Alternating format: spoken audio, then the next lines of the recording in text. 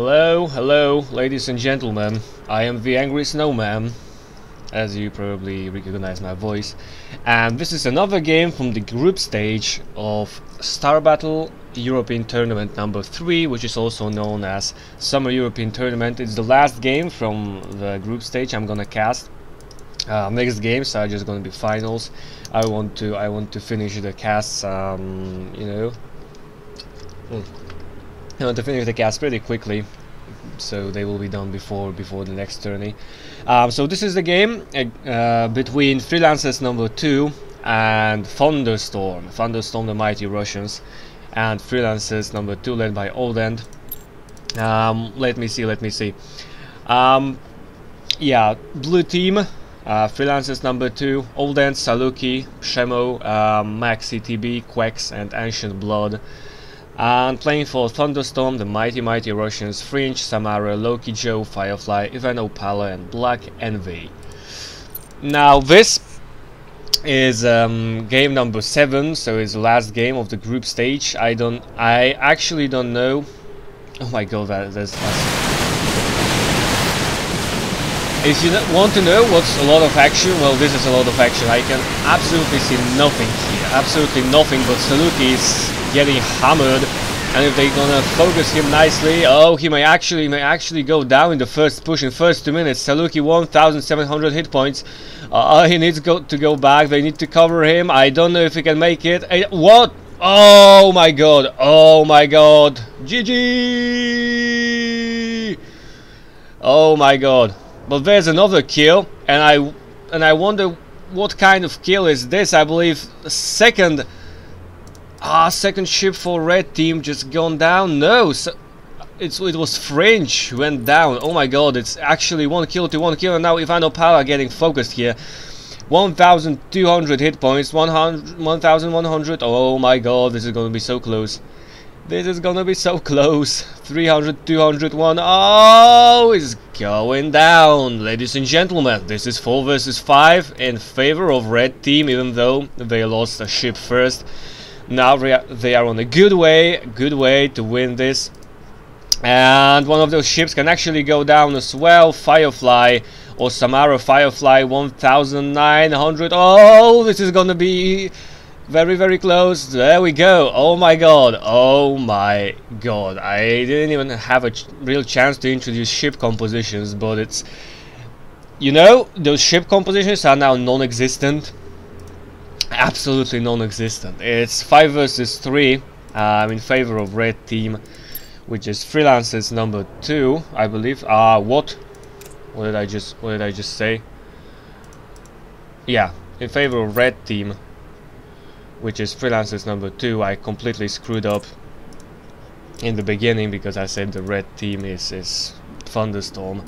I apologize, but I'm not gonna re-record it because, well, ask me if I care.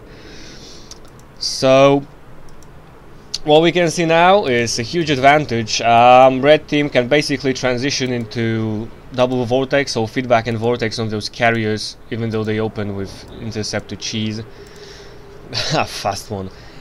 I am not entirely sure it's gonna be a fast one. I believe that Mighty Russians can actually show some resistance here. Let's see what the Russians can do. Well, they have to use. Well, actually, if I would be on the blue team, I would go for Frenzy and Chrono Boost, and this can actually do a significant amount of damage in a very short amount of time. So that's really good. Oh, that's a warping on Quex, and now Black Envy will find himself in trouble. But Loki Joe is there to give him shield, so he should be fine. He should be fine, even though, you know, Scepter Cheese on carriers and Cloaked Wraiths for Ancient Blood. That's what I missed in the beginning. Quake's getting Mutalisks on level 2 as well. That's as high as he could get it. And now this Leviathan, yeah, warping back wisely. Samara going back. So red team can basically transition into going heavy energy denial, lockdown, feedback, and they can get a vortex, which can be a game breaker here. Obviously Quex needs to farm a lot, because then He'll be almost unstoppable with frenzy against 3 ships. Even if 3 ships shoot at you, you basically deal more damage with frenzy. So I am not sure what is gonna happen here, but I know what they can transition to and what they should transition to. Meanwhile, blue team going back, getting some upgrades. Let's see what they are getting. Black Envy going for Yamato. Oh, that's tricky. Cloaking Field, Yamato, and Samara getting absolutely nothing. So I don't know why.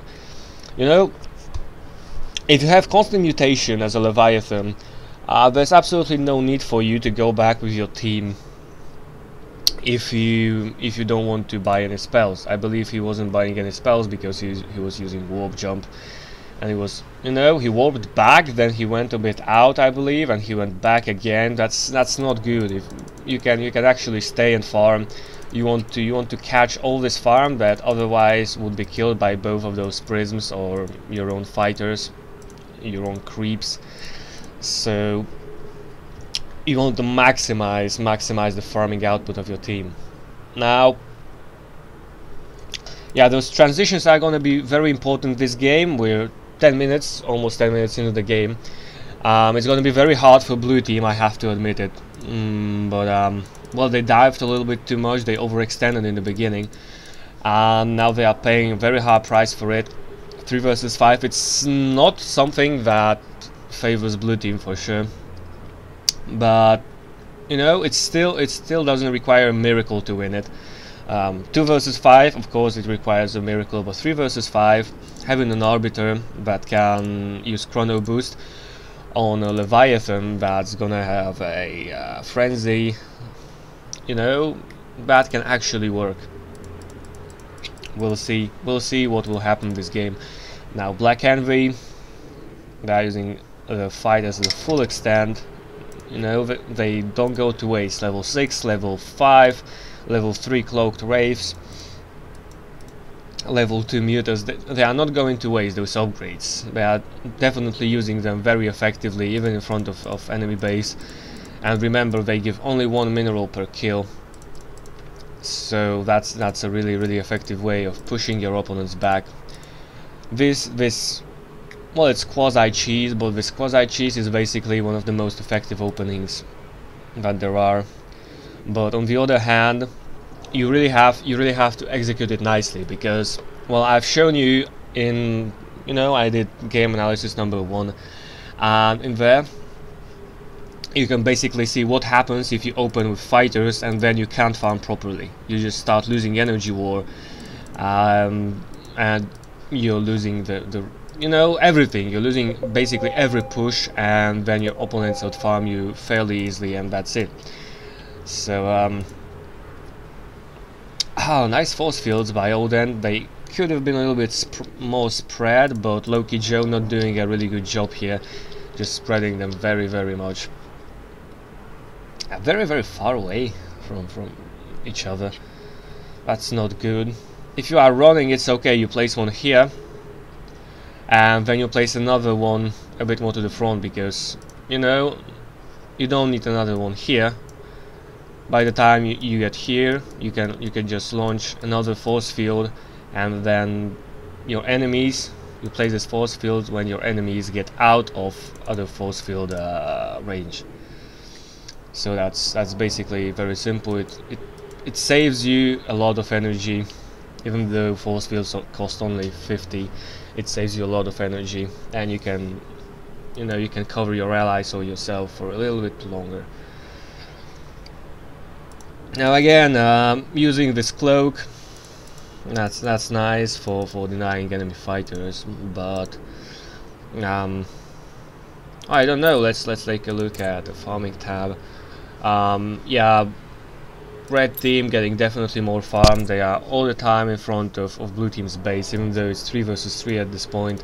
Ancient Blood and Told and back to the base. They're gonna warp in shortly, as you can see.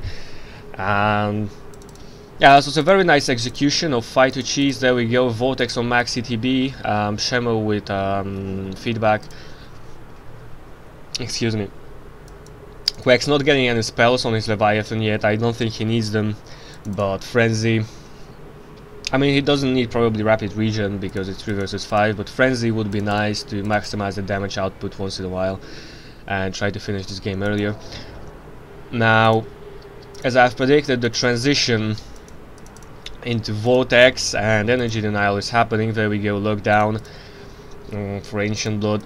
Now, I believe that, you know, level 4 missiles, I believe that you should go for Energy Denial first. That's a very nice lockdown, really doing no damage to the Arbiter itself, but dealing a lot of damage to its energy and ability to launch some spells. Very, very good. Blocking the Arbiter completely. And you know, there's absolutely nothing for blue team. This game is slipping away from them very, very quickly. And that's a very nice force field, placing it on top of enemy ship or placing it in front of your ship. Basically, I think it's better because you want to stay behind it, so you're gonna stay behind it while he can easily dodge it in like 5 seconds. But this is one of the really good placements of force fields.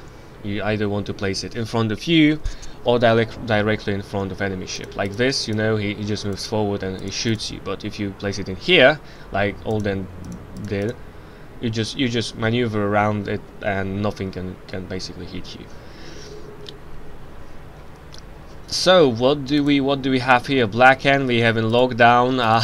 Yeah, he can't possibly lock down everyone here with a single ship with 200 energy. That's a complete waste. Feedback and lockdown and more energy, definitely way more energy on red team ships.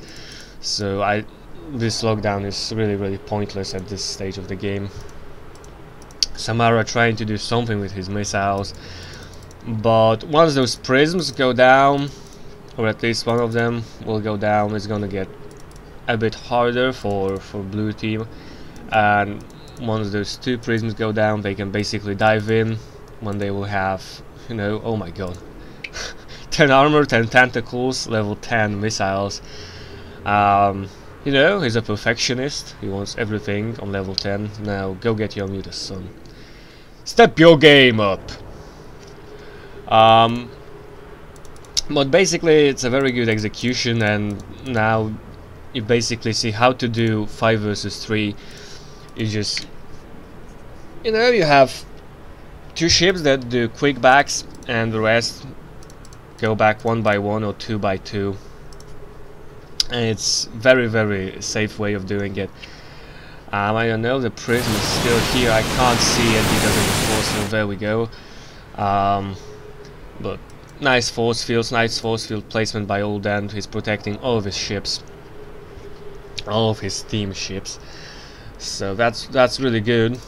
And they are slowly gonna wear down this prism, the bottom one, and then they are gonna start focusing the top one. And then I believe they should go back, everyone, just get final upgrades, and just go and kill everyone. That's basically it. I don't think there's much more to this game. So yes, I don't know if it's a good execution by blue team. I mean, this chrono boosted Leviathan, chrono boosted Levy is a very good thing, just like a chrono boosted siege mode. You're just maximizing the damage out, which is even otherwise it's very high. So that could potentially change the game experience here, but like this, I don't think there's much more to it. There goes 1 prism. Second prism has absolutely no shields at this point. Shemo doing a quick warp, going back. No, not quick warp, quick back. Quick warp, like, you don't take 10 seconds to do a warp, you take like 2. Quick warp. But yeah, Maxi now having feedback too, you know, having a vortex, Quack staying around, not getting any spells, but just, oh my god, getting everything. I don't actually know if it's a proper build. I believe that it is not. Correct me if I'm wrong, but if you go level 12 armor, level 12 tentacles, level 12 missiles, and you still have 9 range and 1.7, it's not a proper build for Leviathan, right? Right! Yes, Mr. Snowman, you're right again. So... Oh, there's a missed vortex. Oh, Maxi. Oh, Maxi. Oh, Maxi, what are you doing? That was a nice attempt, but... You know, he was around... That's a good vortex. There we go. There's a correction. But I want to say that he launched... It was around here. And he launched a vortex here. When it comes to Max CTB. Let's imagine that that's his vortex. So it was in his range. You can actually place a vortex outside of your range. There we go, Black Envy going down. GG, ladies and gentlemen, 22 minutes 19 seconds. That was a very, very long awaited execution. They did put up a little bit of fight. I don't think that they did a good job on level 11 Mutilists. That's a complete waste of money, Mr. Samara. Loki Joe getting force fields and cloaking field, I believe. Well, I'm repeating this over and over again. I believe that it would be better to get chrono boost, but you know, do whatever you want. At this point of the game, you can do whatever you want. You're still gonna lose. Phantoms are not gonna work as well. This is GG. Prism is going down. I don't know what the Phantom is gonna get used for. Oh, that's well, that's actually nice because he wasted his status field on Loki Joe. But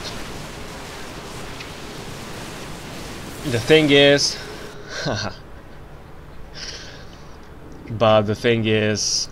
this is a GG. And well, just to sum up. This game was pretty decent. I want to say that a really good job was done by Red Team defending on the first push. They lost one ship, which is not really good, but they managed to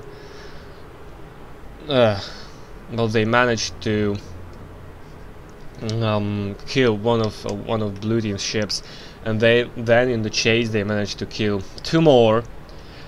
Which means that Blue Team overextended a lot, they got greedy, and they paid the highest price, they lost the match. I am not sure how, you know, what had happened in the table after this game, but I believe that Thunderstorm didn't make it further anyway. I don't remember, so I don't want to lie to you. You know, this Leviathan going down, nice corruption, just taking all of this damage. 400, 300, GG! So, ladies and gentlemen, this has been Frosty. This has been a fighter game. Very nice execution of fighter quasi cheese, followed by very nice execution of 5 versus 3. They never gave ground, and they were in front of enemy base just farming, preparing for, you know, what had to come. And then they just rushed in, killed everyone, GG. They perfectly vortexed. Well, Tremo did because MaxTTB couldn't. But they did a very nice vortex in the middle of the map. 5 versus 1, GG for that ship. So, ladies and gentlemen, this has been Frosty coming from the ice cave. You know, have a good one. See you. Next game that is gonna come on this channel. I'm starting from the quarterfinals and moving onwards. GG!